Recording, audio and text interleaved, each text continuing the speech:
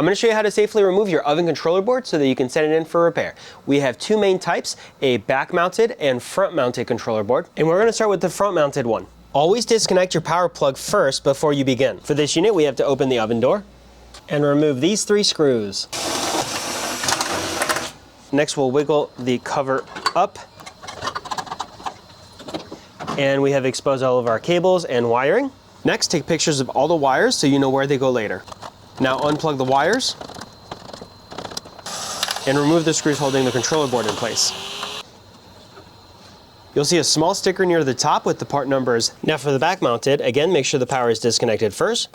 Remove the metal cover on the back. This one has 6 screws. Watch out for the sharp edges.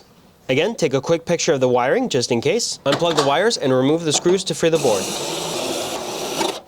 You'll also see a sticker at the top with the part number. Next, go to our website. Use the magnifying glass at the top left to search for your model or part number. Once you find your repair service, add it to your cart and check out. If you don't see a match, just message us with your model and part number and we'll help you find the right one. After your purchase, we'll send an email with packaging and shipping instructions. When packaging your controller, protect it well, especially the plastic screw mounts. If it's not packaged tight enough, damage can happen.